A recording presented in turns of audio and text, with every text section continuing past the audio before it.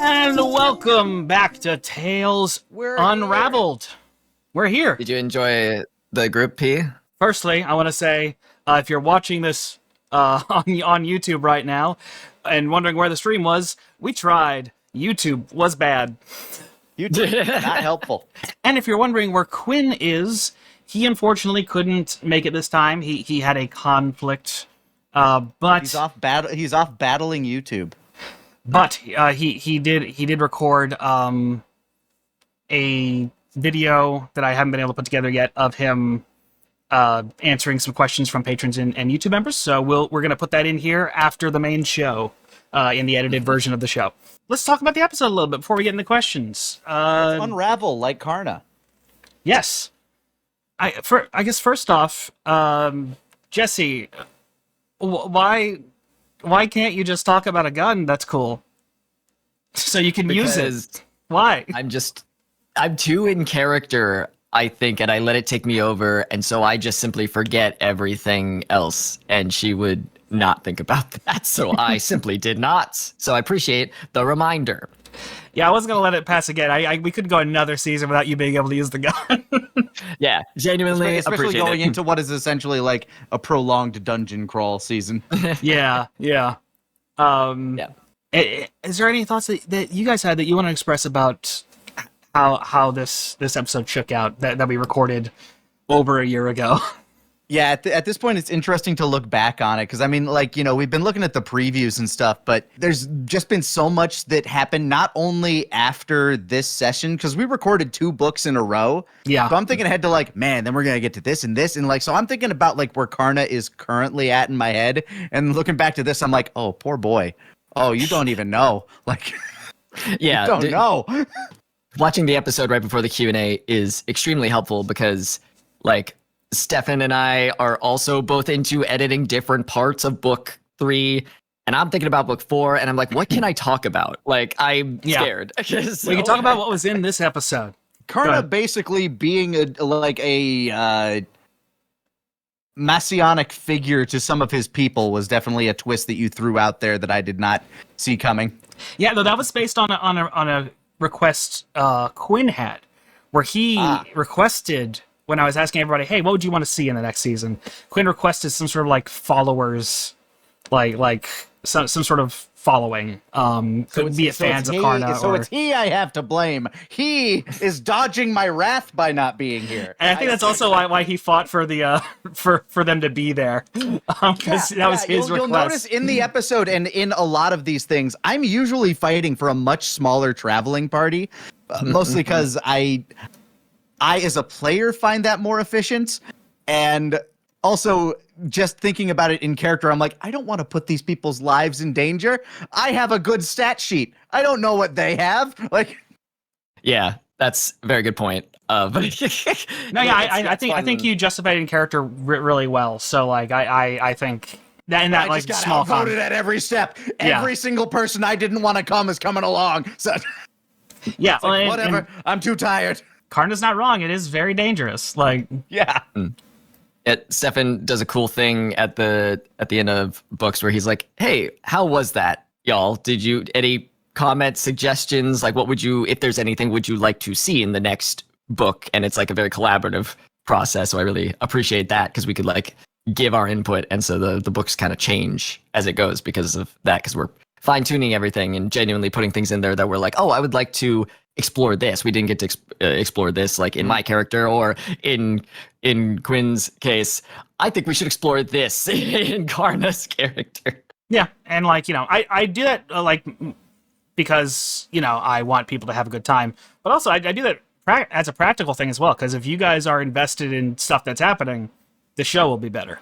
Like, inherently. It's funny. I put so much thought like in between these into thinking like, how can I make this more difficult for Karna?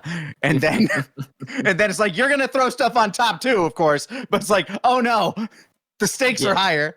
I like the and combination. I'm a vegetarian. Like, I like the combination of like Stephan surprises us with stuff, and there's also stuff that we're expecting because we're like, can we please blah blah blah. So it's a nice little treat when crazy shit comes up where I'm like, I never would have thought of that for Maud or Alex or whatever. I love that. I do like challenging the characters, because that's where good drama comes from. Yeah. If they're static, then if they haven't changed by the end of the story, then what's the point? Yeah. Not that everyone needs to change, but they do at least need to face adversity of some sort, you know? They need to be challenged in a way that, like, makes them feel real. Yeah, they had to have gone on a journey of a sort.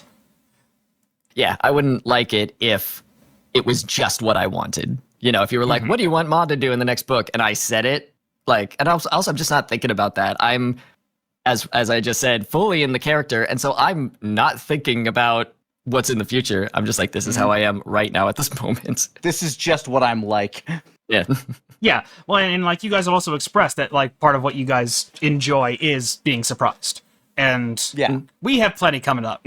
Oh boy, do we. Oh my God. And it's often a thing where like Quinn usually wants more lore. He likes the world building. He wants to learn more about the world. Jesse often wants just some sort of like thing to come back for Maud where she has to like deal with something emotionally. And I feel like that's also usually what Nick's asking for is like some sort of emotional. Just really give it to me. Like, lay in there. And Carter said that to a few Fawny on the ship. Oh yeah, I like interacting with fun characters. That's my thing. Mm-hmm. Everyone can have come. Everyone has come. That said, why don't we ask? Let's see what questions some folks asked on the Patreon and YouTube. We'll also go into the chat, but we're going to prioritize the patrons and YouTube members. First off, Casual Fox asked, how does Errol Tremont respond to the sounds of the Fawny enjoying each other in very close quarters? He's probably kind of uncomfortable, but he's not going to complain.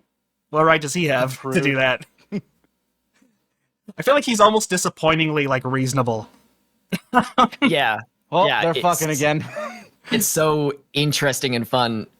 It's almost not cathartic for Karna at all. That Tremont's just like, you're right. I did the wrong things. I have no room to argue. Oh no, he's like the problem is you're talking to a guy at like the end of his journey. He's self-actualized to the point of being like, yeah, no, it was necessary what I did. I can explain it all. You're right. I kind of suck. Yeah, no, like he's not like done with his issues. If he were done, he wouldn't be working. Oh no, there. no. But he's like self-actualized to the point. It's like I recognize what my issues are. Yeah, I haven't tackled all of them. But he's accepted the things he's done that's wrong. A lot of his internalized issues have been tackled. Yeah, it's super fun what Tremont is this book because we've always seen him as kind of this like powerful kind of like, you know, my brain is like NPC big villain type, and now he's like beta. He's like chill in a way that is. And yet, if he was unshackled, he could still snap your neck. Like, it's one of those things. You have a tiger in the cage. Yeah, we're just seeing him like. Yeah, he's incredibly dangerous. He's just fairly chill as a human being. yeah, and he probably wasn't really always easy. She's like, well, I lost. Yeah, it's really easy to see him as just like, this is a big bad, and there's no feelings there. He's just bad or whatever. Mm-hmm. But it's like he's a dad, and he's gonna have like feelings about being on the ship and being around his son and all this stuff that like we get to explore in this book. And the first thing I role played with him was with Quinn privately in our session zeros, and where he was actively trying to get Alex as far away from combat as possible. Mm. And so I honestly, most of my characterization came off the first thing he ever did with him was in my session 0, where he gutted my girlfriend. That's true. I just didn't really role play him. He was just a quiet adversary in that moment. Yeah, and he was a function. Yeah, I love that because it's that thing of like different timelines and like someone is a villain in your story and a hero in another and vice versa. And like, it's like, whoa, yeah, he's not fleshed out at all in Karna's story. He's just a bad guy. And that's like so cool to look back on and be like, oh, that's the same dude. He had his own stuff going on, but he was yeah, I mean, in that moment, he was just a soldier. He was doing what he was supposed to do. Yeah. Just following orders. Yep. that crazy shit of like walking down the street and just seeing a person being like, wow, they have a whole life outside of their little interaction with me at the coffee shop or whatever. Wow, I'm not the main character today. and now everyone also knows that like he's the kind of person who at 14, if someone stole his food, he accidentally killed them. So yeah. Whoops, I'm too strong.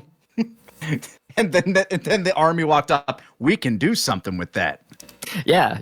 I like exploring the like different, the predatory nature of some military complexes, and like there's a lot of stuff that I didn't expect to get into. And then it's like, right, yeah, we can explore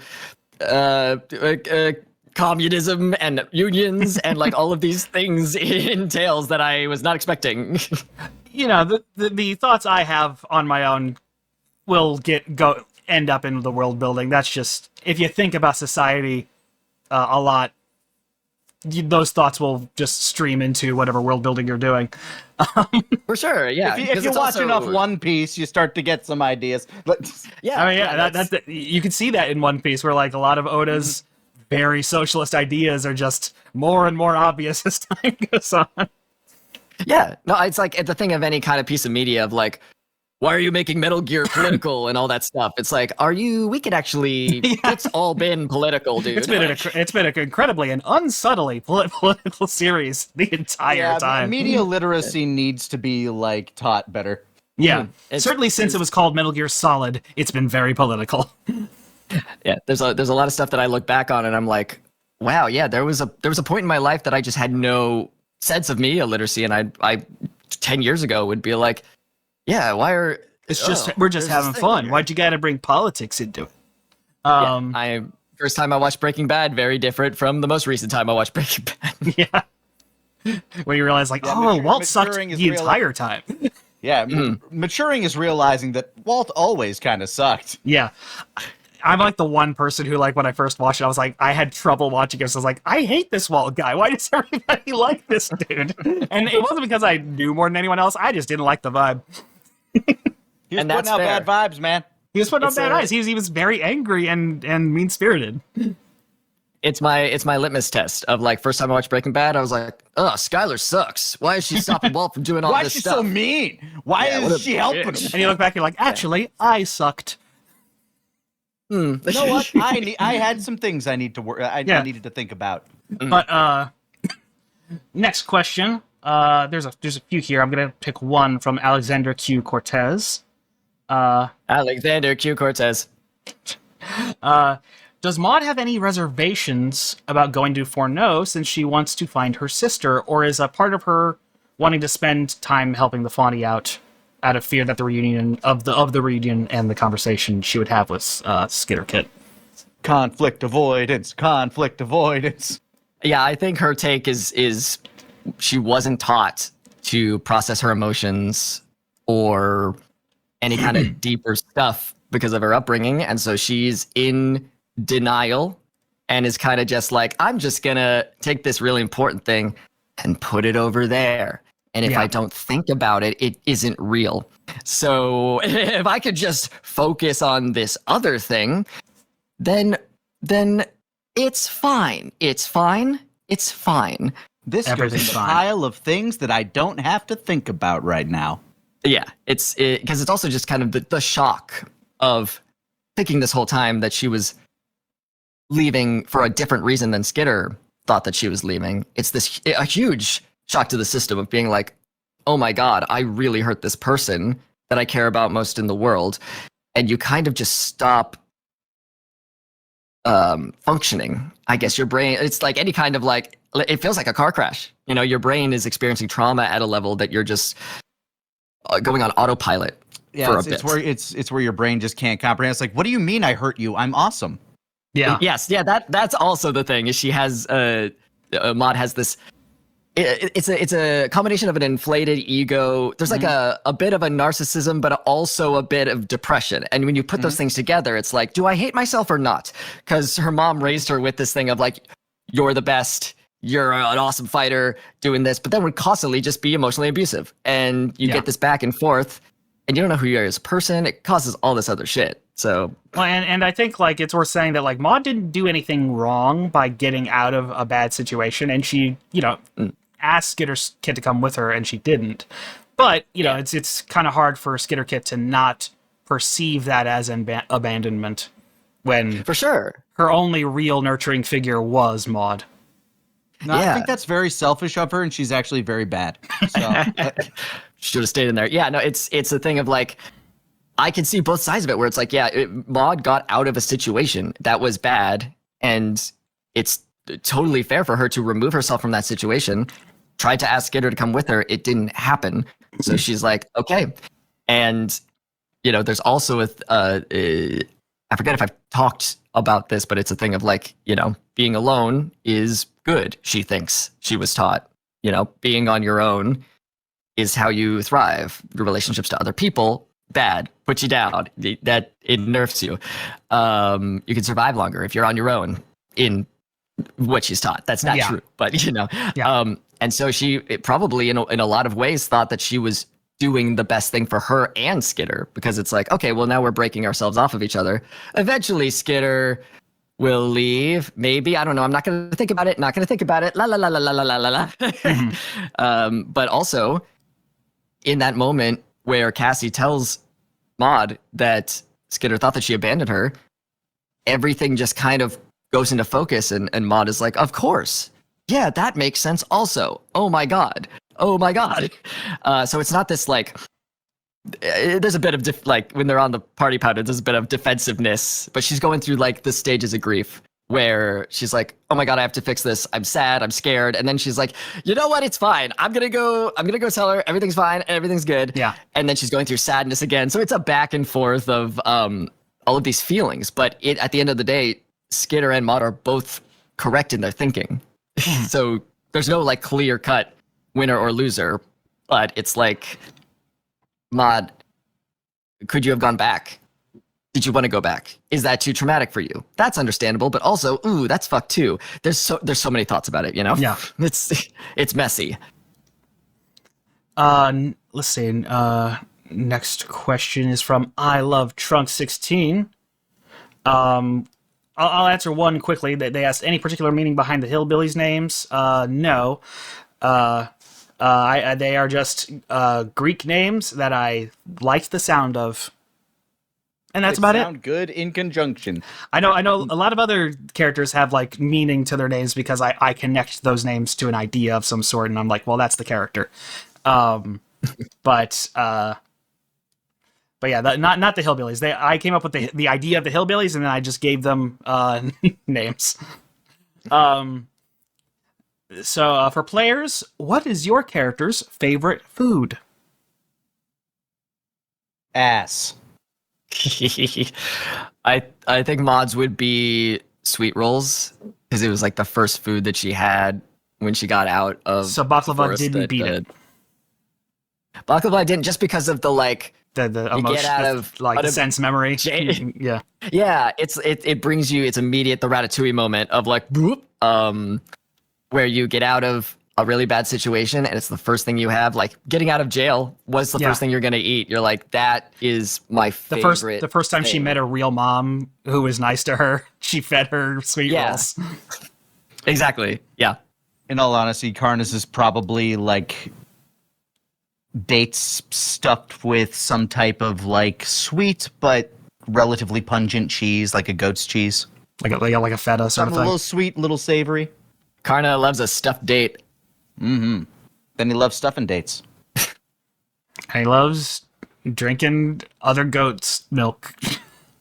We can all have cum. Yeah, how like are you going to try and kink shame Karna? That's impossible. Like, You can't do it. Not only is he a bard, but he's also a satyr. Like, not during the kink season. Yeah, he's our nice sex positive version of satyrs. So no kink shaming. We he doesn't even understand the concept. No, it's impossible. Like we have unofficially dubbed this the kink season, though. We have. And unfortunately, it's apt. This is the Space Jam of and what kink is represented. What's funny is it's like stuff that like if it were in something else, I might get a little annoyed but because we were riffing, I just went with it. It all just kind of pops up incidentally. She's like, oh yeah, I guess that is, huh? Yeah. We weren't even trying, and it is. I understand your perspective, Stephan, because it's like puns. Where like I hate hearing them, but when I do them, oh, I got a boner. I also severely cut love down saying a puns. lot of it just for the so that's not too much. I kept this part where we touch on it, but I try not to let it go on for too long. A lot of people were asking about what would be Alex's favorite food or meal. I would say when it comes to food, he does have a bit of a sweet tooth that he has not been able to indulge in at all. Definitely much more of his rich boy backstory coming into play, where he still has a bit of a soft spot for sweet fruits, and maybe going as far as like parfait, kind of mix of fruits and creams and different things. Definitely something he has been without since leaving Vitega. He might have been able to sneak a treat or two when he was still at the academy, but after leaving the capital, he's been on the road or in the sticks and just has not had a chance to indulge in that in forever. I think a missed opportunity, honestly. When it comes to his favorite meal, but I think coming from Vitega, having a better off lifestyle than most when he was growing up, I would say his favorite meal would still be something lavish that would require imports into the city. So I would say his favorite meal would probably be some kind of roasted turkey with mashed potatoes and a nice, like, toasted sourdough. No, that doesn't go well with especially depending on the glaze. You know what? Forget all that. Glazed pork. Keeping up with the sweetness, but then also having a savory meat to go alongside it. For the side dishes, I would still say mashed potatoes. You can't go wrong with good mashed potatoes and gravy. Approximately, how many episodes do you think? They said season 2, but I assume they mean season 3 will be. It will be 6 or 7. I haven't decided yet because we haven't finished the end. Oh, no. Memes, Stephan. No. Stephan memed. There's a point, and I'm editing the episode right now, but Stephan, you put it out to me where you accidentally do 6, 7. Yeah, no, I shared that with members like months ago. It's so funny because I forgot about it, and then it was organically in there while I was editing, and I went, Yeah, no, it was before it was a thing. Yeah. You predicted it. Yeah, it's how long. I mean, the Pope watch is probably a good indicator of how long ago this was. But. Yeah. It had literally just happened that day. That's why I brought it up, and that it becomes a running bit. That Nick That's why hated. And I still feel like I feel like I've only been proven more right. See, but the longer it is from the event, the funnier that is to me. Like, it's going to just get funnier. As long as it's funny to somebody, that.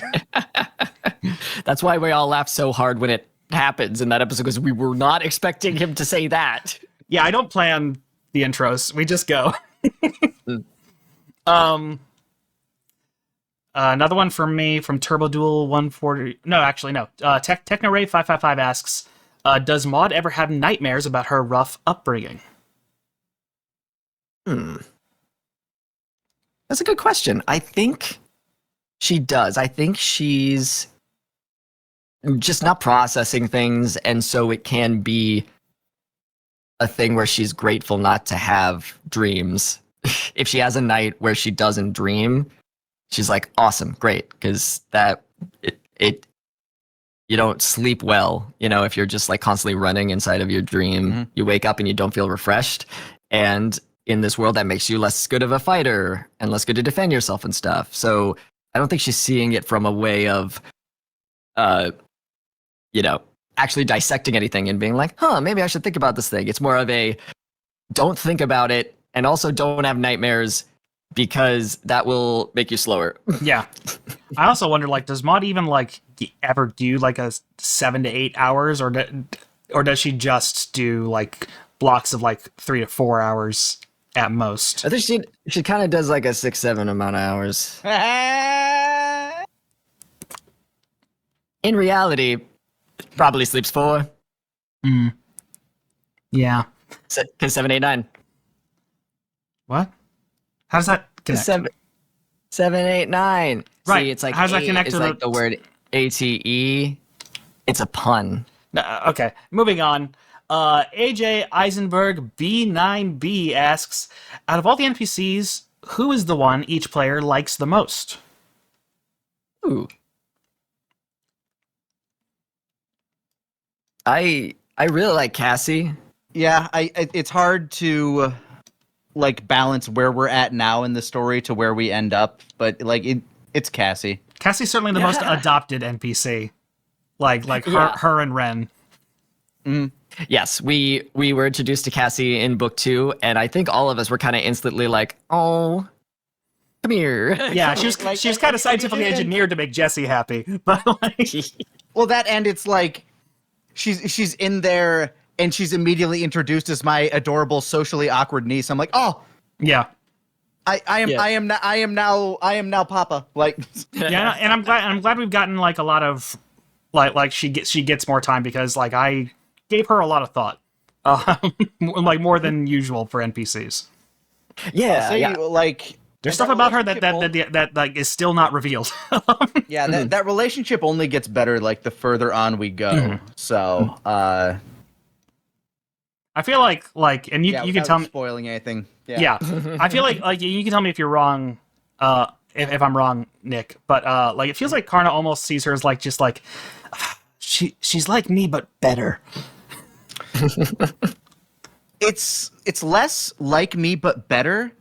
She's like him, but she hasn't made the same mistakes yet. So it's So it's she's not along damaged those goods lines, yet. But it's like he looks at her as somebody who has that same zest for life, that same love for everything, but hasn't had the same shit happen to her yet. Yeah. Yeah, and that makes sense. And he wants to protect her from that, and he wants to make sure that if something like that does happen, she's as ready as possible. Yeah, but you can't be 34 years old forever. Yeah. Yeah, and you can totally see that in the, even in, with every interaction that Cassie and Karn have had, but also in this episode where he's trying to protect her from things, and she's like, I want to do this thing. Like I'm my own person, but you can totally understand Karna wanting to protect her from everything. But yeah, she doesn't like being coddled despite her anxiety. Because she is a full-grown woman. Like Bonnie do mature like emotionally a little slower because they're longer lifespans. But And we live on a secluded sex island. Yeah. Yeah. Yeah, being anxious and you're kind of in yourself, being like, oh, I don't know if I could do this thing. But then if someone tries to like infantilize you in some way of being like, oh, do you want me to whatever? Sometimes you're like, no, I can do it. I'm fine, actually. It'd be interesting if we actually like run into a point where it's like, no, I wasn't ready and you were right. Like that's a moment I think that I'd be waiting for. I think it'd take a lot for her to admit that, but we'll see. Because the thing is like, I made sure to like she's not it may seem like she's like 100% like, oh well, her fainting's not an issue anymore. No, it can still be an issue. It's just a thing where if she's able to prepare herself for the thing that might cause her to faint, it's easier to stick around. I'm not talking about fainting. I'm talking about life. Yeah, that too. But I think she'd rather be helping out than not. That's pretty core to her character. CNB CNB Kevin asks, since you all know the materials, will you be making a DVD/Blu-ray of all these books? That'd be really cool. We'd have to have a much bigger impact in order for that to be viable. But it's certainly something that'd be cool. Make that cost effective somehow. Like even Dropout doesn't like release, or Critical Role don't release DVDs and stuff. Yeah, the Critical Role would be much harder. Did one. Dropout just did one? They did? Yeah, I don't know about the D&D stuff. I was talking about Game Changer, I think. Are they crowdfunding for a Blu-ray, or is it already out? There was a board game, but they might have also done a Blu-ray. I don't know. Yeah. I didn't see that. Let's see. Turbo Duel 147 asks for Stephan, during book 3, will we get to find out what the mirror mod found was for? I can't actually answer. I should have read the question before I read it, but I can't answer that question. But Maud sure did see a mirror. She saw a mirror. It's one of those stay tuned kind of dealies. AJ Eisenberg asking, who is your favorite NPC? Cassie. Yeah, Cassie by a country mile. A lot of the Fani have grown endearing in the time we've known them, but Cassie having this, like, niece, but not... like a kind, younger figure who isn't totally naive to the world, but still has a bright eyes when she looks at it is endearing. I don't think any other NPC has come close. Though I can't say there's been an NPC I've outright hated that hasn't been an antagonist for us. Roulette2402 asks, oh no, Jack of Aces has captured the party and are being questioned by him while having a meal at a 5-star restaurant. What would the Jack of Aces, Karna, Alex, and Maud order to eat? Stuffed dates. Yeah, it kind of like folds in What's a your bit to the favorite food, but it's a 5-star restaurant, so would Karna be adventurous? Stuffed dates with a balsamic wine reduction. With gold foil.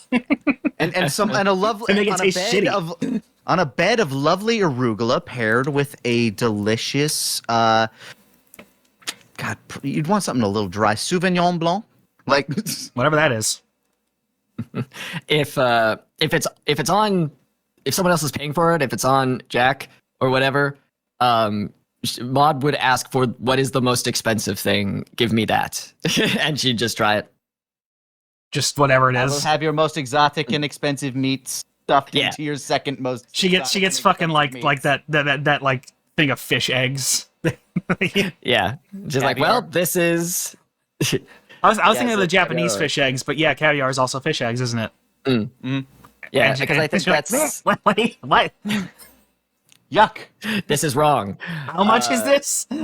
Yeah, yeah, because I think that's she doesn't care what she eats, and she also doesn't have a real concept of money. So she's like, oh, that must be what wealth is. Is just what is the most expensive thing. Going back to the favorite food or favorite meal, we had Roulette asking, what would Alex order in a kind of revenge, Empire Strikes Back dinner situation with the Jack of Aces? I'd say in that situation, he wouldn't be focused on what his favorite food was. He'd be focused on ordering whatever he could to try and get out of that situation.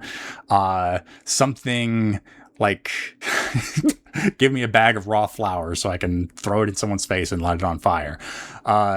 More seriously, whatever he could get away with that would help his situation in the moment would be what he would go for. Probably something like an oily soup or broth that he could spill. Something with sharp utensils so we can use them for weapons. He'd go in that situation wanting to try and find his way out, not resigning himself to getting a nice meal. Amazing Kook 143 asks, are we at a point in the story where we are on a straight path to an ending, or is there enough wiggle room to meander along to different ventures? And do you feel confident in your ability to conclude this saga if you ever reach that point of no return? There's always wiggle room to have little adventures along the way. From my perspective, we are nowhere near an ending. We are very much just in the thick of things, and I feel like the story is like at the beginning of a second act, kind of like at best. Are you talking about like where we ended personally, like where I think we like presently, like as players, or where we're at in release? As players, we might be a little further on, like more like heading towards maybe a middle, perhaps. Okay. But in my head, like it's not like a thing where I have a concrete plan of where we're going. It's vibes. It's like, when does this feel like this has been enough of an adventure to be the scale we want it to be? And also, when does the story feel like it is wrapping up? Because right now it just feels like it's just happening. You know, like more stuff is happening. Mm. Things are just really heating up as time goes on. So, but like, yeah, there's always room for like, you know, I will always find a way to get us closer to the end, while also doing other fun things. I am confident in my ability to have us do that, and I am confident in my ability to conclude it. I don't know, I've never been that worried about endings. Like, which may be good or bad, but like, I don't think you need to overthink it. It's really just about concluding character arcs as best you can and wrapping up the plot as a secondary thing. But if the it's one of those things where like the plot, even if the plot gets kind of shit in a story, I'm more satisfied if the characters still have a satisfying conclusion. If it's the opposite, I'm upset. So no rocks fall, everyone dies. If we could avoid it, that'd be great. We were joking while we were watching the episode just now of like, what if that's how Maud died? Is the fishing thing? It's just throwing her off. That would be because I was like Alex and Karna would be so fucking destroyed by that. I think because like Karna's sleep deprived and dealing with stuff, and then Alex is just the fishing thing kind of happens because Karna hits on Alex and Maud, and Alex is just trying to change the subject. So he would feel guilty for that. There'd be so much guilt going around. But also, like, that'd be so unsatisfying. I will say, Karna would not have processed in the moment that Alex was just changing them, like... Yeah, but I think, like, that's one of those situations where it would be so deeply unsatisfying that I just wouldn't let it happen right then. I would find a way to, like, get around that. But, like... Yeah. Like, I'm okay with something being unsatisfying if there's a point to it, but pointlessly unsatisfying is not worth it. Yeah, totally. Yeah, I'm just thinking about it is so funny that Maud's life was put in danger because they were just like, let's talk about something else. Fishing? Do you want to do that? And it just evolved into that. You guys like fishing? Let's talk about man stuff.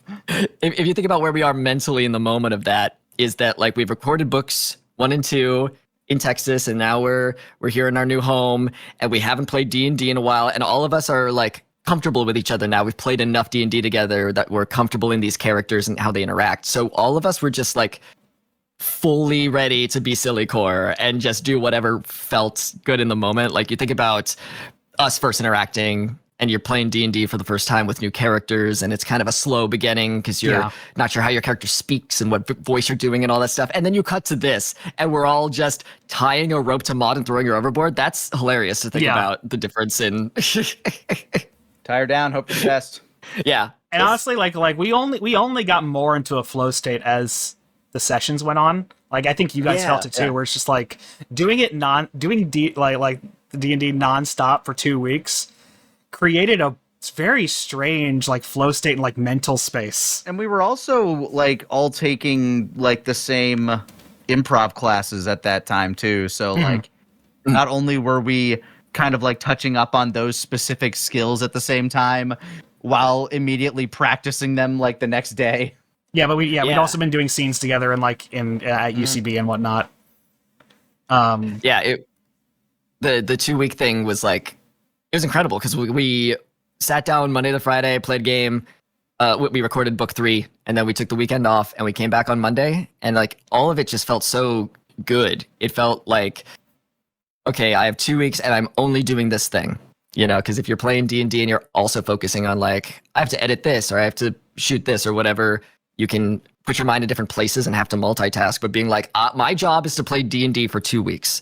It let me really feel so comfortable in the space and just fully commit to it. Yeah. North Count Y-Man asks, speaking of getting into characters, how long does it take each of you to get into the character mindset? I can't speak for you guys, but it seems like for a lot of us, it's just like, I don't know, we just do it. We just, it's time to start, let's go. It doesn't take me particularly long. Yeah, usually like for a character, especially like Karna, I'm drawing from like parts of myself anyway. Usually I could just go right into it, and like I should say all the time I can get right into it, but if my character is dealing with something tough emotionally, or like we've ended on a cliffhanger from the previous session and then 8 hours have gone by and we're recording the next one, I might have to like just take 5 minutes to just like get myself into the headspace of like, okay, hard time is happening right now. Rather than just going into happy-go-lucky, like I'm Maud and I'm silly, because I can very easily play dumb characters. I'm super quick at that. For me, like, because I'm an anxious person and like I've done a lot of like stage acting, And I realized that when I was thinking about it too hard before I went on, I psyched myself out in a bad way. So I had to just not think about it until I'm doing it. I have to just go fully instinctual and just build up my instincts enough to where it's not a problem. So like, you know, I just, you know, we edit the show down, but like we don't edit down much like my transition between characters in the show, like in NPCs and stuff. I just kind of have to do it that fast. We can't think about it too much, and we got to keep things moving. And I think that's not uncommon for most DMs who just have to, like, you know. For sure, because it's also you got to be ready to like mode switch in a second. Like you can't just like you got to be able to go from playing like a silly, goofy comic relief character to the villain that burned down the childhood village or something. Though I've learned that I need to try to put characters who have very particular accents further apart from each other, because having Moira, who has a very specific sort of Mancunian attempt, and then Tremont, who has a equally specific Scottish brogue thing going on that I'm not doing very well. I do it worse when I also have to do Moira in the same scene. it's juggling and it's tough. Was that why he tried to kill her? Like, I don't want to do this anymore. Crunch. There. That was generally just me in the moment being like, Tremont wouldn't let her live. She's a liability. She knows too much. Yeah. I gotta steal her voice like Ursula. But yeah, it's because playing D&D and doing improv and all that is a large portion of it is acting, and it's a thing of Matt Damon said something really cool the other day that it's like for preparing. It was something like prepare within an inch of your life, and then once the cameras start rolling, let it go. Like, do all the prep work you want, but as soon as you're in it, just trust yourself and just let it go and just do it. Well, like for DMing as well, though, I had to do something that's like not quite the same, which is that I try to if anything, under prepare, because if I over prepare, I will either be too static in like how I'm trying to like tell you guys stuff, and I'll be too focused on like the details of reading out the stuff I'm looking at, or I will have to like shuffle through notes and stuff, and I don't want to have to do that. So I prep the stuff that I need, that I wouldn't be able to come up with on the spot. Anything I can come up with on the spot, I will. That's just stuff's not worth prepping, especially when there's no guarantee you'll get to it. Because like once I get like the seasonal arc going with you guys, I completely take my hands off the wheel and let you guys go for it. So it's really up to you guys what happens after that. Yeah, I'll take notes and have them nearby if I'm playing an intelligent character or a character that's very specific in a kind of magic or science or something. But if I'm playing a silly, goofy one, I kind of just let it go and I don't prepare like kind of at all, unless it's mod. I try to I don't know French at all. I took Spanish in high school.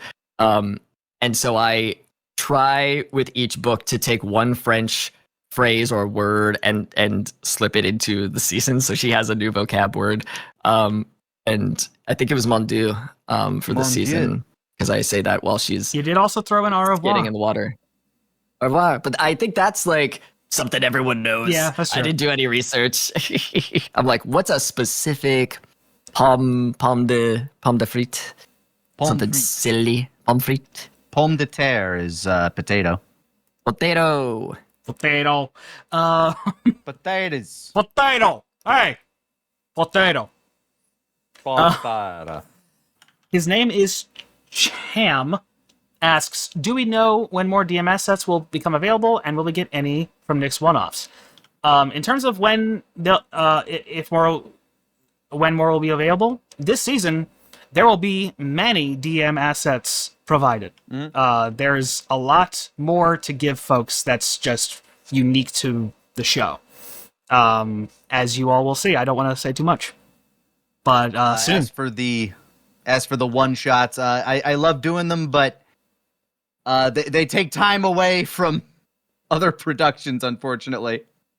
Yeah, it was one of those things where we might do a Halloween just stream if like Nick wants to do that, but And if we can like figure out the way to set it up and get it to run right. But we can't do it as a whole production again because like doing it last time was a lot for me. Yeah, and that was something where I was like, I didn't want that. Like, I think the problem came down. I was like, yeah, I don't think it needs that same level of production value. He was like, no, it's getting it. I'm like, okay. Yeah, well, I just want to say, like, oh, well, if we're doing like a YouTube video, I want to keep to like the thing that this channel does is, and I'm really happy with the stuff I did. It's just it looks great. It was like I'm very happy, but a lot. I was happy to run the game. I was happy with how like everything came together, but at the end of the day, price like the price of the production versus what happened just didn't gel. Gotcha. Sorry, I said that, and that was not the right thing to say in that moment.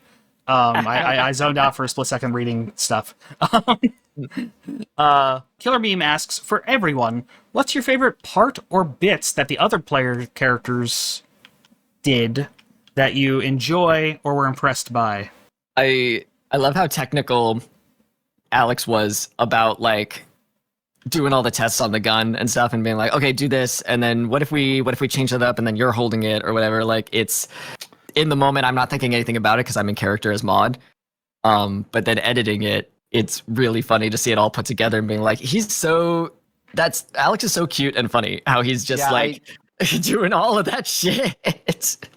I agree. It's like, it's funny the way he like decide like, and it's just kind of like, you can see just kind of the way that like Quinn plays. Like, he'll always ask like very specific questions. He'll he wants to know the lore. Items. He's so hungry for lore. And it's great. And it's as a DM, it's great to have a player who really wants to know the lore. It's like, cool, I put a lot of work into that. And it's like the same, like, I kind of like the opposite thing about Maud, how Maud will continually like look at a situation and just like, nah, I'm gonna do it like this. And even that's if, weird. as like a player, you look at the decision being made, it's like, I can't think of a single way that this can go right, but all right, let's see what happens. So, all right, fair enough. This was the decision that was made. Yeah. Yeah, and I love the energy that Nick brought to Karna in the sleep deprivation was very fun to be like, what, like all these three energies of like, there's a gun on the table. What are these three energies going to bring? And then Karna's is just like kind of reckless, you know? I'm EP. Yeah. EP. Yeah, like it's like Karna's like doing the meme of like the guy with the bleach for like. Yeah.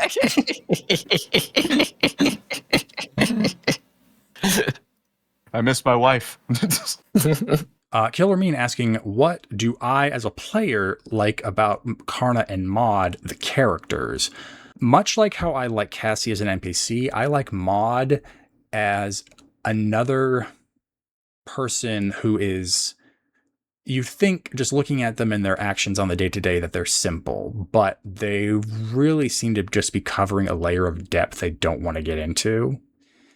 And that, I find, makes it very interesting, especially since we have the running deception of Maud still not knowing Alex is Martin, and Martin being on Maud's shit list.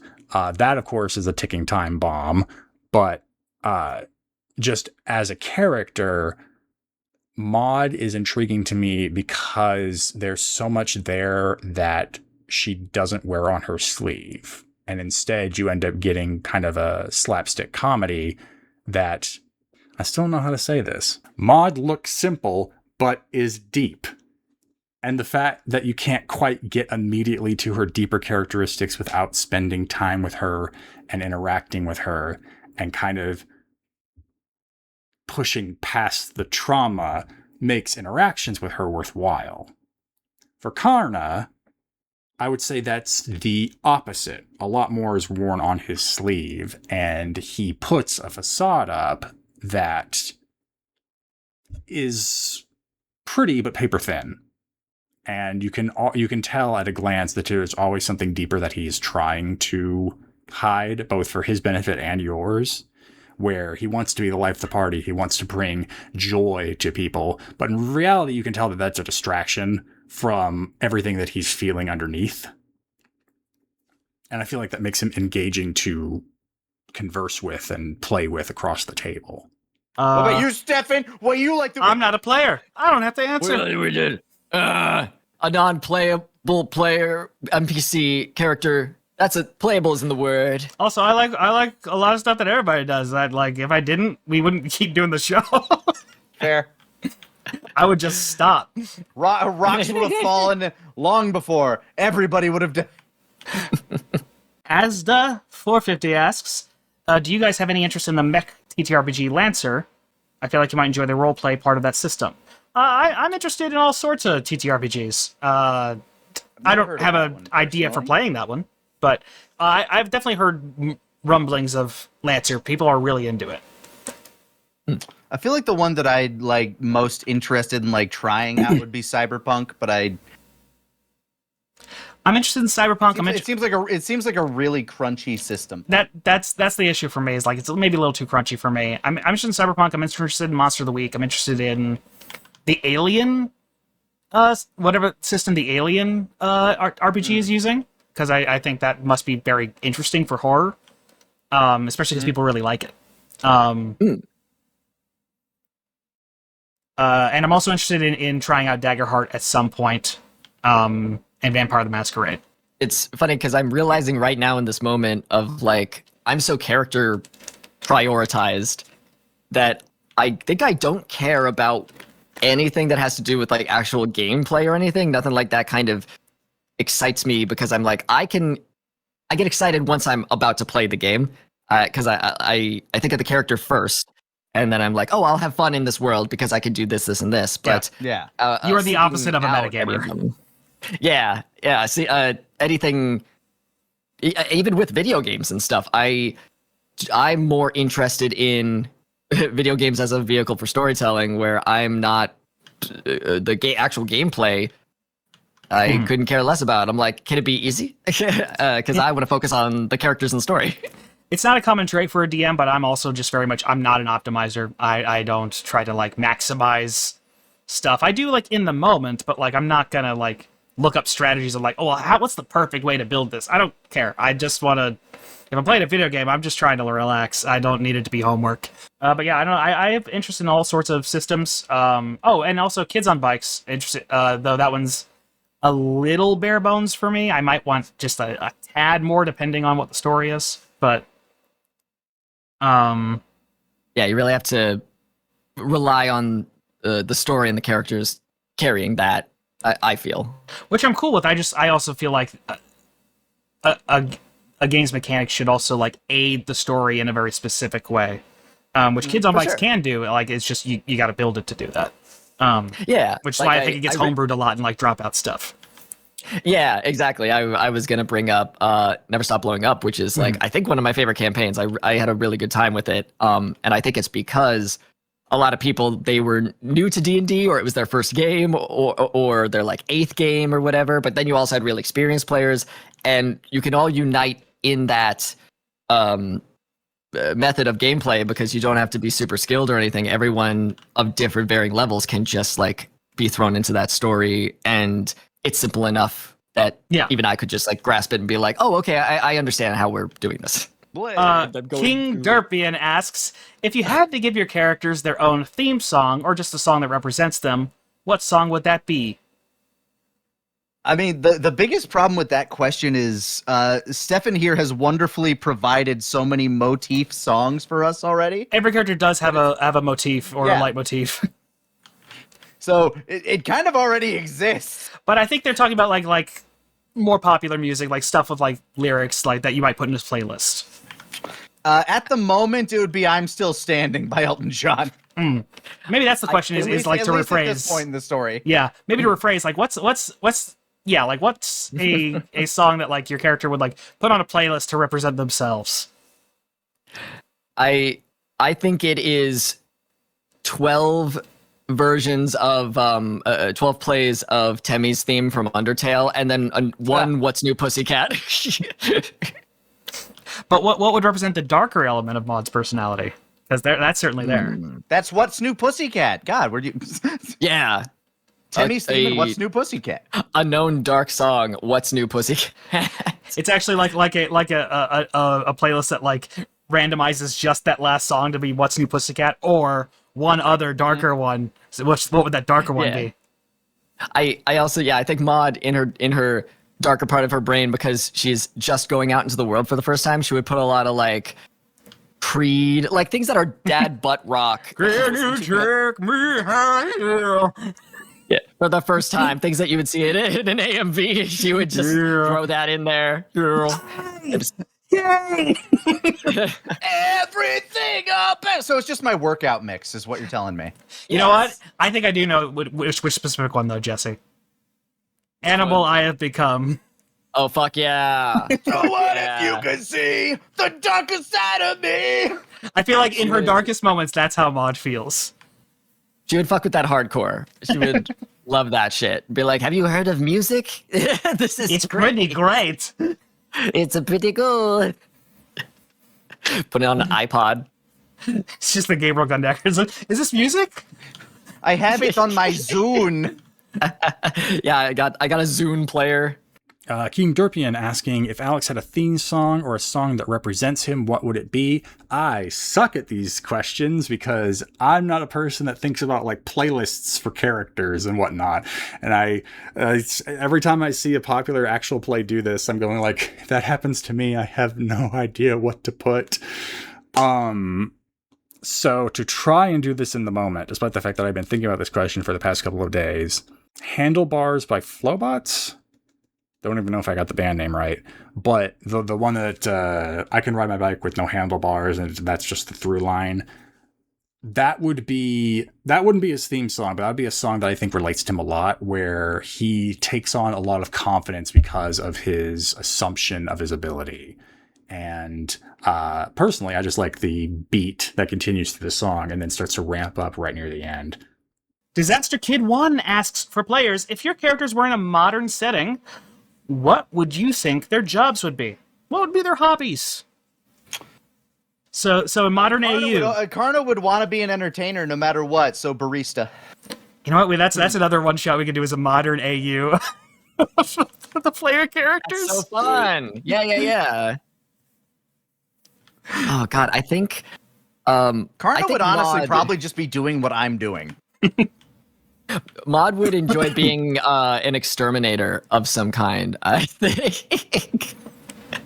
Catching rats.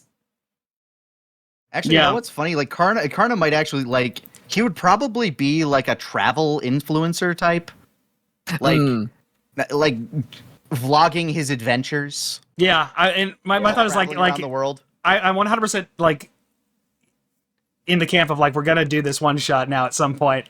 We're gonna do this like fanfic Tumblr bullshit where like everyone's human and it's just in like LA and like what are they doing? Yeah, I love that. That's so fucking fun. Guys, this new pizza shop just opened up, and look who I found! It's Kevin Hart is here.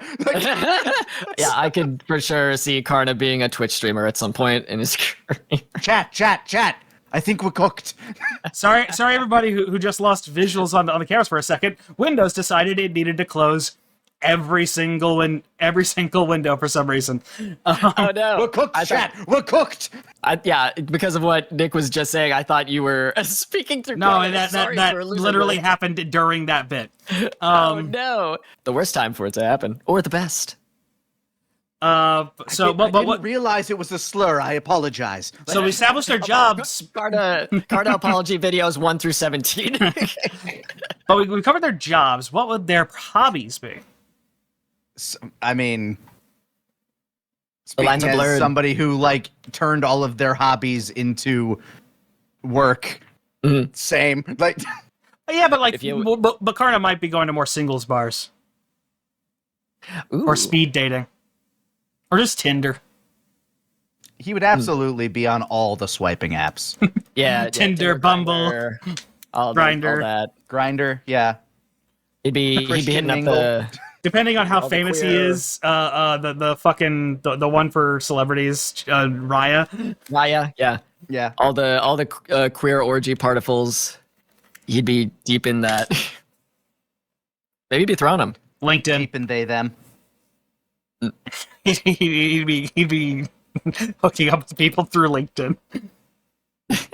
He can make any app horny. I think any.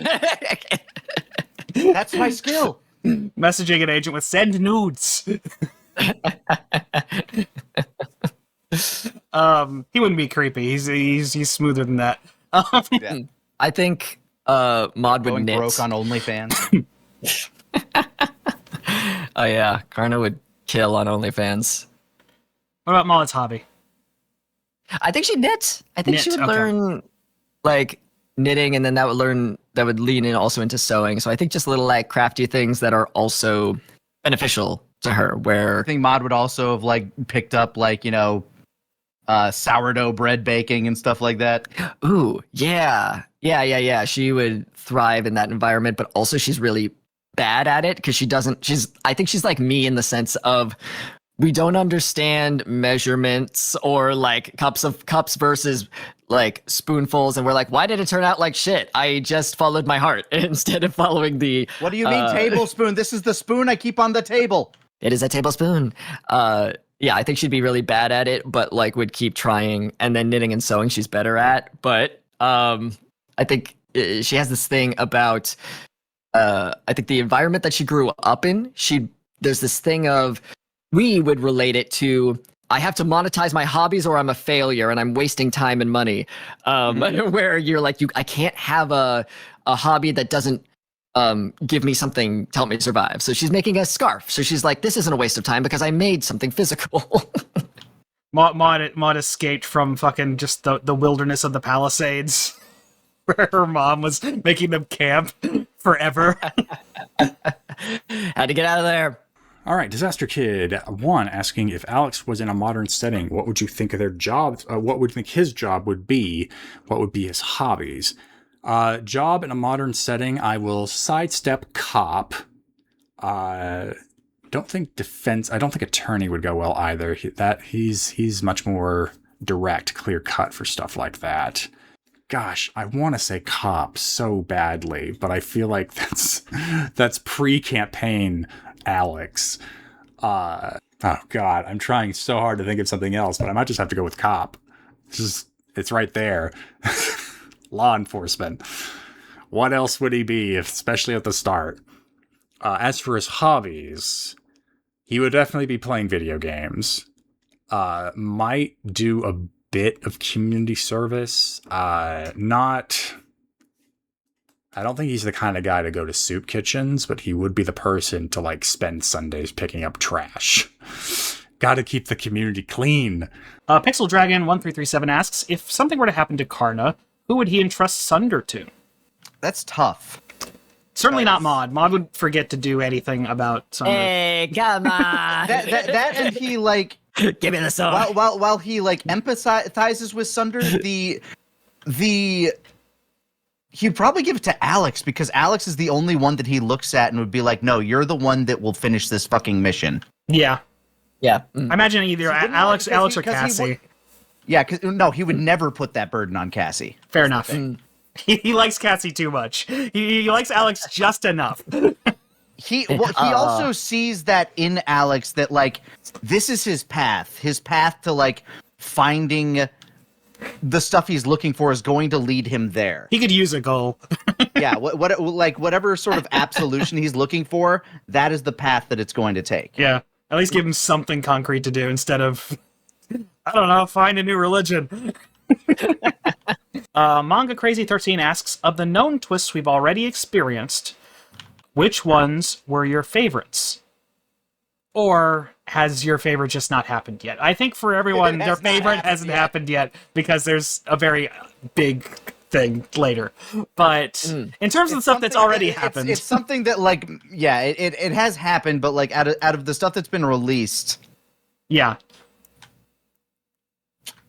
probably the way Delamere was like reintroduced. I'm glad. Yeah. I also love just Karna rolling really well and accidentally motivational speaking someone into killing themselves was like, it's so funny and also horrifying. Like editing it, we talked about like I cried, I think a little every time I had to edit a part of it, and then you would edit more, and then I'd view it again, and it's like I'm viewing it for the first time again. Because I'd scored it by then. Yeah, you were adding more. I'm like, oh, I was already bad in my heart. Because there's something really gut-wrenching about it because it is so funny up to that point. It's so ironic. It's just a twisting of a knife in your heart where you're like, oh, this is fucked. I feel like Pseudologos doesn't get a lot, but like the little bit he gets, I feel very like you know what? He knew that was going to happen, and he did it anyway. He made his choice. He might have been talked into it, but it was his choice. He chose his community and his family.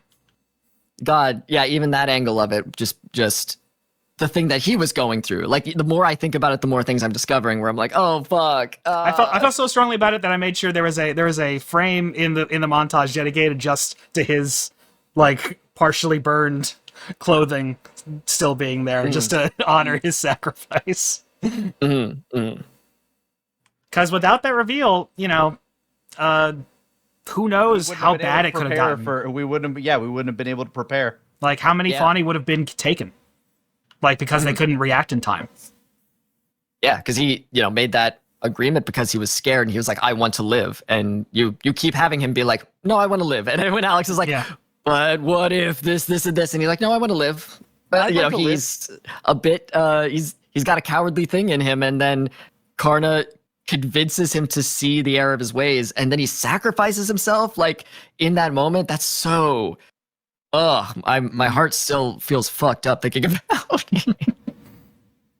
I'm experiencing it again. Fuck you. You made me do this, chat. I think, like... We're fucked.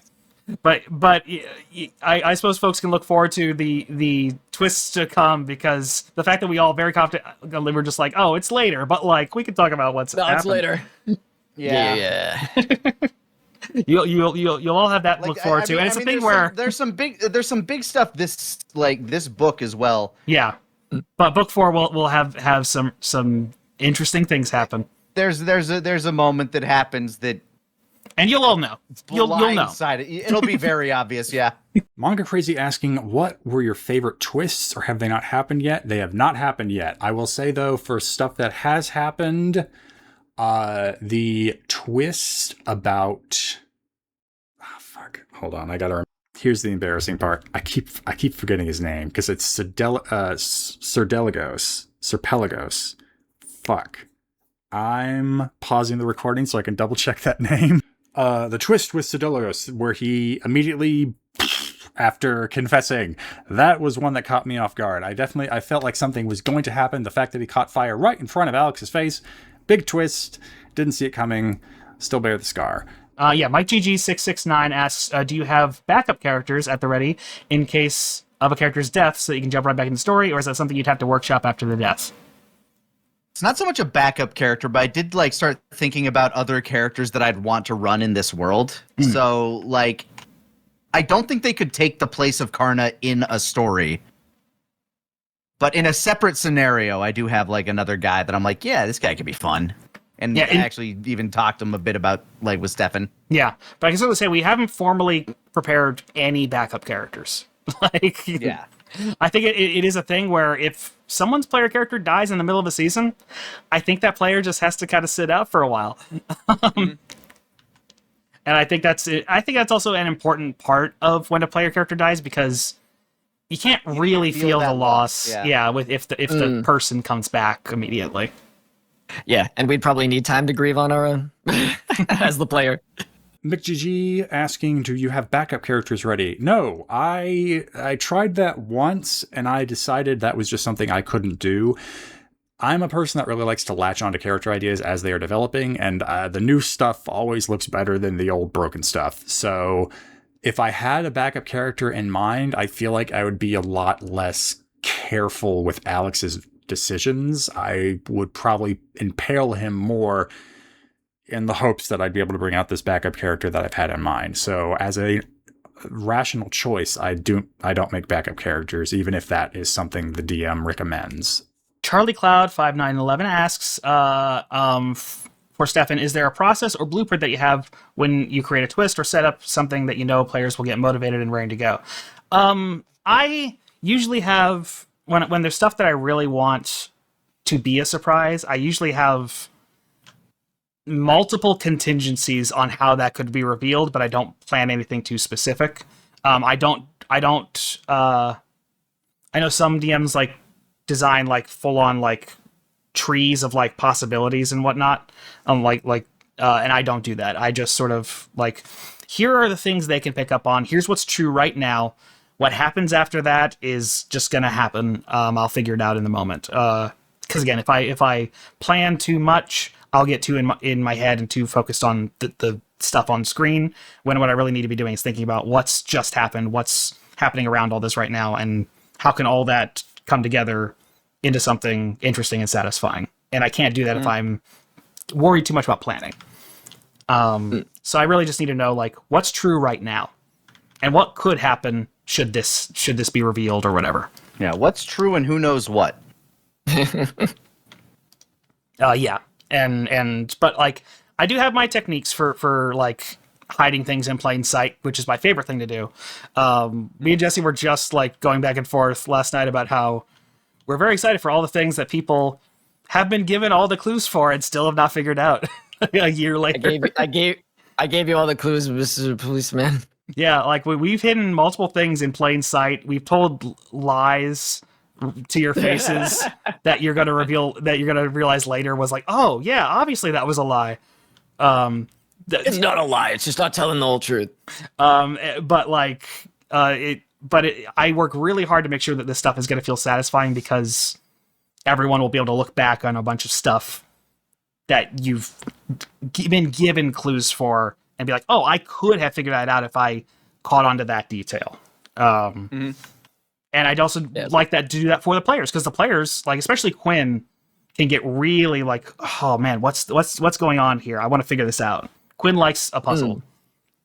Yeah, I really appreciate any piece of media that has rewatch or replay value in a way where I feel smart by figuring out a little puzzle or a thing or whatever. Because like we've talked about this a lot, of the point of doing a twist or doing a cool thing in a story isn't to make yourself feel cool as the writer. It's to make the audience feel cool and make them be like, hey, you could figure this out actually before the reveal happens if you pay attention enough and you're doing this enough.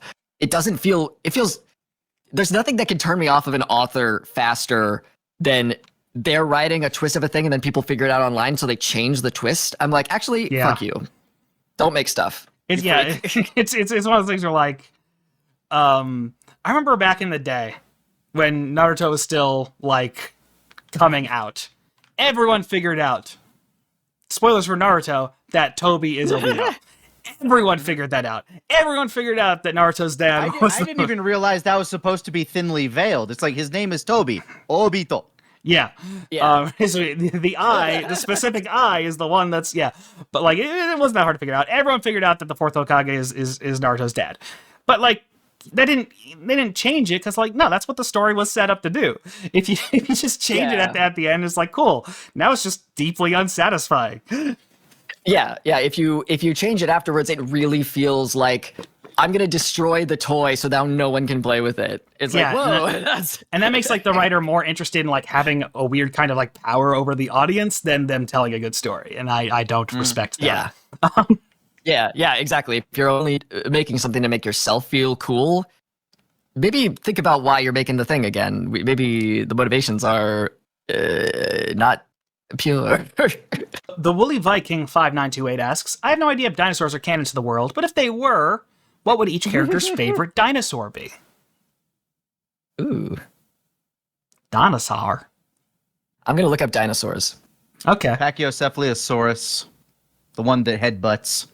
Okay. Because goats? Yeah. I feel like Maud might like a little cute one or a velociraptor. Ooh, you're so right. It's either cute or velociraptor. Or some mixture between. Yes, I love how Triceratops are portrayed in media because they're always kind of like cute, like Sarah. I love a cute little squishy Triceratops. So a because when baby they get big- velociraptor. Yeah, that's cute. Push. She's a little baby. Like the one that gonna kill you. terrified your girlfriend in Universal Studios. Oh yeah. Yes. There was a guy, The little we went to a fucking- Universal Fan Fest, and there was a guy going on around with like a velociraptor puppet. He was supposed to be Sam Neill. Sam Neill's character. Oh, really? Oh. Yeah. But He was wearing his outfit. there's a little velociraptor puppet, and he was like really insistent on like it's okay. Like he saw that Jesse's girlfriend was like scared of it, and like, was like really like look, it's fine. See, and he didn't like snap at her or do anything. He was genuinely trying to like I guess do some immersion therapy. It's like well that's not your job, man. But you know, We'll make you not scared of it by looking it right in the face. And I totally understand because if I was like, you know, if I wasn't into watching a puppet or an animatronic or anything, that would scare the shit out of me. It was moving so realistically. The Woolly Viking asks, if dinosaurs existed in this setting, what would Alex's favorite one be? I feel like he would be the kind of kid who got really into dinosaurs and kept enough of the knowledge that he'd have plenty of favorites in his 20s. That kind of nerd. So I would be a bit... Is it boring or is it just rational? I would say Triceratops would be one of his favorites. Just up front, headstrong, horns pointed out, ready to fight, but not a carnivore out and out. Just somebody that can protect the herd. Andrew Menard 3022 asks, was it ever explained why the pixies were in that cave that connected to the Pontificate thing in Jack of Aces hideout? Explained, no, but I feel like it's fairly obvious. It's underground and like And abandoned. and like connected to Left like well enough alone. and like they do some dealings with Jack of Aces. So like, and I you know the Pontificate Cathedral like chapel being built there is relatively recent, so it was being used for that before the Pontificate set up camp there. But I think it's just like that's where they could be, that they could just do their thing without being bothered much. Also, sorry, Bree, did you have more Yeah, to say go about for that question? I just wanted to just bring it back because I saw someone talking about just pull an Alex Hirsch and create a fake spoiler to release and throw people off the real twist.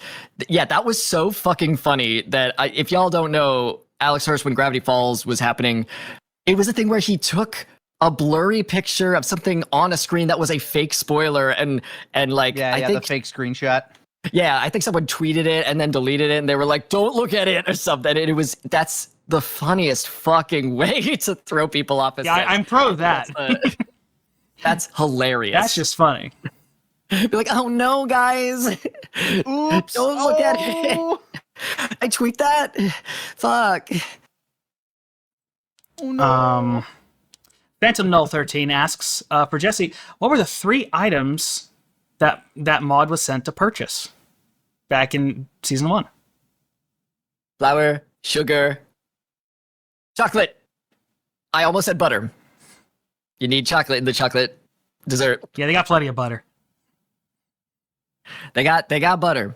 They're cows. We got I'm butter. assuming. You got We got butter. What a kit.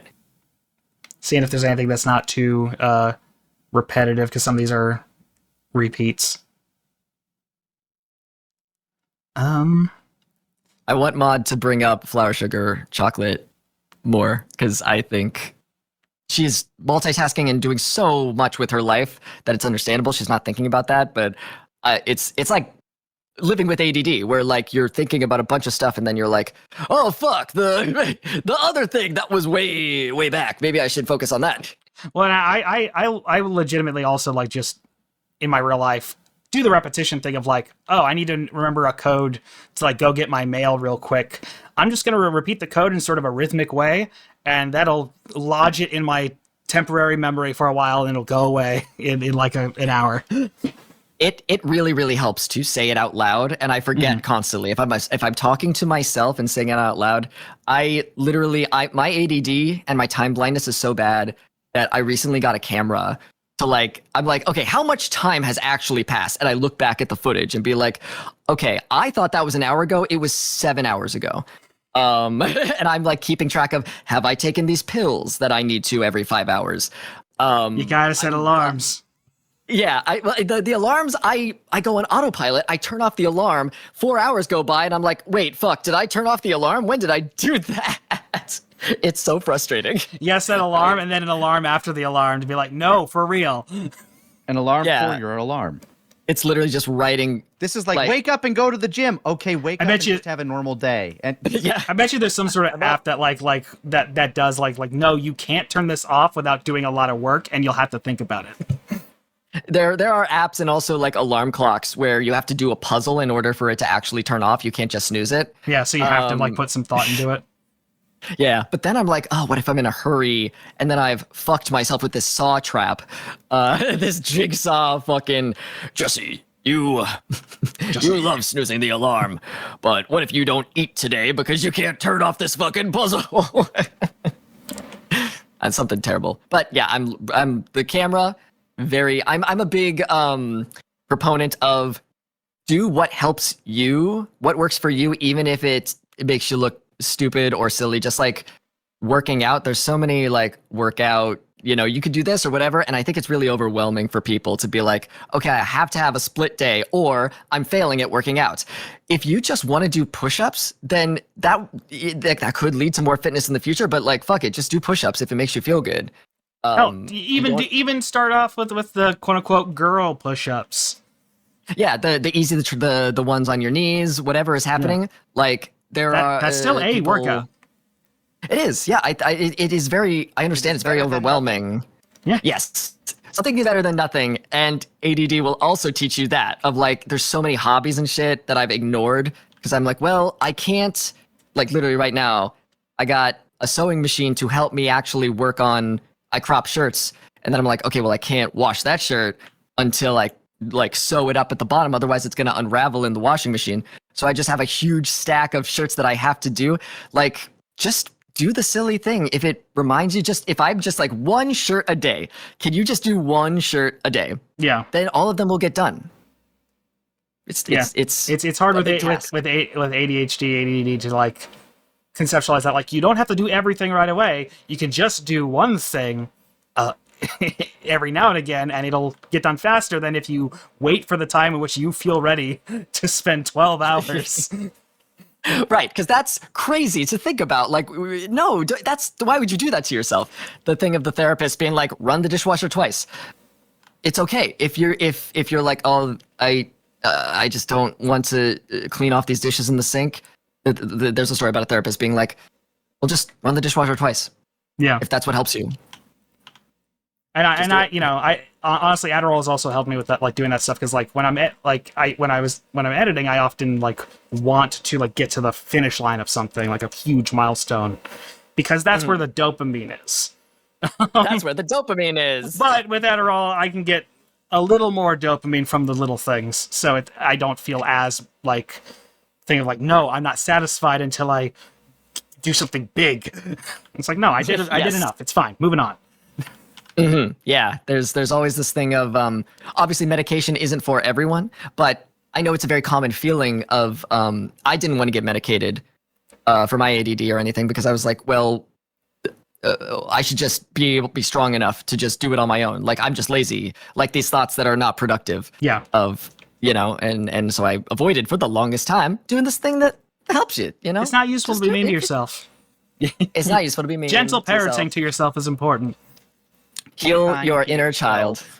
Yeah. There's a lot of culture of like, just pull yourself up by your bootstraps, just do it. I'm just not trying hard enough and all that shit. And it's like, well, now you feel you're not doing the task and you feel worse about yourself because you're not actually looking for solutions. You're just getting mad at yourself, and that's not a solution. Yeah, and then it's like, why am I depressed? Yeah, maybe it's because I've been mean to myself for a week. Yeah. One last question. Glasses in Cake asks, how close was Karna to having a complete mental breakdown right there in front of everyone when he was being propped up as a prophet for what he sees as one of the most horrific things he's ever done? There's a problematic mixture, and therein, like within Karna, where it's like, ooh, I'm important. That's fun. Hold on, I'm dealing with some bullshit right now. Like, Getting what you want, but not in the way you want. He really likes the feeling of being important. He really likes being the center of attention. But then there's that other part of him that's just like, not for this. Hold on, like this is one of the worst things I've ever done in my life, and you're kind of glomming on the wrong point here. Mm-hmm. Yeah, the mixed feeling of like, well, I like attention, but also this sucks. I don't want to think about this horrific thing that I've. And I certainly don't want to influence younger Fawny to do that. Mm-hmm. I'm not sure this is the message I want being spread. And then he shouted out his horrible death voice and murdered a whole boat of men. Keep that one out of the tomes. Yeah. That said, I think that'll be it for us today. We actually had a longer Unraveled than usual. Thank you everybody for joining us. If you're watching on YouTube right now, with the edited version, Quinn's about to answer some of the questions that he wasn't able to answer today, and also you could go watch the early access right now. We could do a thing where we're like, take it away, Quinn. All right, Alexander Q. Cortez asking, Alex's relation with his father is difficult on a good day. Despite that, is there a hope that his father can change? Alex's relationship, especially in this episode, is fraught. He is still uncomfortable with his dad being around him because he thought he had cut ties to the pontificate so sharply that his father would be left on the other side. Having him here is definitely making him feel uncomfortable. Hope that his father can change, that's still there. I'd say it's buried a bit deep. He doesn't quite know what he believes in right now. So the fact that he would hope that his father can change for the better at the moment still kind of rests with just him hoping that he has a hope that his father can be someone who is not a scourge on what he now sees as innocent people. He doesn't even quite know what that looks like yet, but I would say yes, ultimately he has hope that his father won't just be this servant of the pontificate anymore. But what that looks like at the end, he doesn't quite know yet.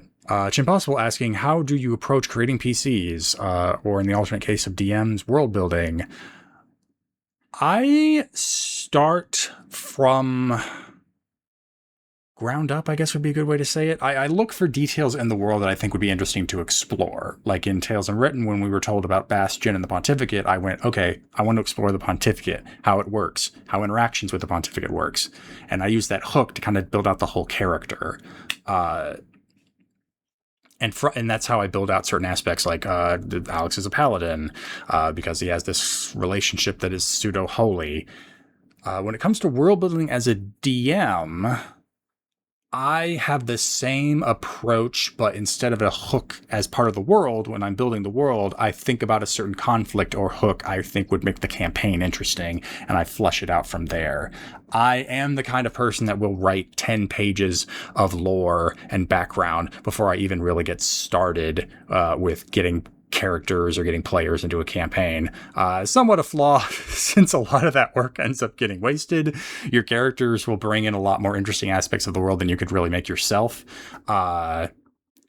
Your characters will end up bringing more interesting aspects of your world to life than you could really flesh out yourself. So it ends up being kind of a hybrid approach of where I write my light novel about what I want the world to be in, and then I kind of edit in or edit out details as the characters bring up and bring into the game. And I feel like that ends up making a world that's very textured, though perhaps not uniform, since sometimes a character's idea can differ so majorly from what I brought to the table that I have to kind of reset. And sometimes there ends up being a mix. Answer Yo asking, if Alex had a favorite video game, what would it be? I want to say Band of Brothers. I forget if it's specifically Band of Brothers, but it was one of those games that was coming out in the same kind of time as Call of Duty, but instead of it just being an out-and-out shooter, it would be kind of squad tactics as you're fighting. And I think Alex would find that appealing to have not too much strategy that he has to think really hard about it, but enough of a deeper layer of play that he can both feel like the triumphant soldier fighting on the battlefield as well as a leader, which is something he aspires to be, but isn't really the best at. And going off of another, what would Alex be if he was something else? If Alex was a tree, this is Kildebeest asking, if Alex was a tree, what kind of tree would they be? Birch or oak? I can't quite decide. I feel like the straight and narrow of a birch tree, especially with that white and black bark mixing. Of course, that is an assumption that is even what a birch tree looks like. I'm not the best at trees. I only remember it from Valheim. Okay, good. Birch. I was thinking of the right tree. The appearance of birch would be appealing, and then the kind of understood nature of oak to just be that strong, hardy wood, notable for its qualities, is something that would also be appealing. I can't quite decide, so flip a coin. I'll do that right now. Heads.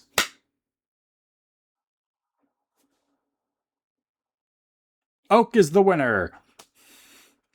If someone else says mahogany, I'll take credit for not having that being the first thing that comes to mind. Comics, cinema, other media, 9247 asking, would it all be possible for Quinn to take over for Fergus or another NPC if Alex was to die? That hasn't been something I've talked about specifically with Stephan about. I could see a world where if something happened to Alex, especially at this point in the campaign, switching over to his dad, though that may end up being like if Tremont was if Errol was turned into a PC, if he would be maybe 3 or 5 levels higher than everyone else. I wouldn't be against it. I don't quite know how well I could play as a player, stepping into the shoes of a character who's like already been portrayed. Like I would then have to adapt whatever I roleplay as to be how they've been portrayed, or else everyone throws up their hands and accepts that there's going to be inconsistency. So I would say impossible, but not likely. Especially since I can only think of Errol being the NPC I would want to like try and step into. Fergus, Cassie, like all the Fawny are characters and accents that I'm not sure if I could properly convey. Tired Coffee Addict asking, if the setting was more solar punk and Forest Tree was actually a replacement for the sun, how would Alex be different than who he is now? It would be much harder to break away from the pontificate. I would think a lot of the reason Alex is the way he is now is because Fora was either at best silent or at worst having that constricting feeling on his heart that made him start to push away from being in the pontificate. Fora being a source of light and substance and not just power, but vitality for the region. I would imagine in even a solar punk setting, it would all be dependent on pulling light from Fora. So he would much more be in the pontificate's camp. You would have to convince him that it's better to end the world than to stay loyal to Fora. I'm not sure if, unless the rest of the party would have a lot more reverence for Fora as a source of light, I'm not sure if Alex would even be able to stay in a party with Karna and Maud as they are. He would probably end up more of an antagonist. How do you guys help yourselves stay organized? For my character, I of course have the D&D Beyond character sheet, which carries a lot of the back end stuff for me, which makes that easy. I have my own little notepad on my computer. You see in maybe some of the camera shots, I'm messing with my monitor. I'm using a laptop. I'm just pushing the monitor so it's not in the camera. I just type notes in Notepad as the game goes on. When it comes to running a game, I've started using Obsidian, it's not a service, but it is an app you can download onto your computer or your phone that lets you better organize your thoughts than just in like in a single document. You don't have to worry about chronologically logging stuff. You can move stuff between like characters or events and places. And if you're a visual learner, there is a way to like lay out the canvas and map all the different connections between different things. If we were in a much more cerebral political campaign, I could use that. I would probably switch over from Notepad to Obsidian so I can like have my own conspiracy board. But at the moment, it helps me be a game master more than a player. I think for a player, it's probably just a bit too technical and in-depth. And that's all the questions I was able to pull that either pertain to me as a player or Alex as a character. So that's it. Hope there's something there for everybody to enjoy. Hope to be much more present in the next Tales Unraveled. Bye! Wow. Great job, Quinn. You answered those questions. Thank everybody for watching the show. Goodbye.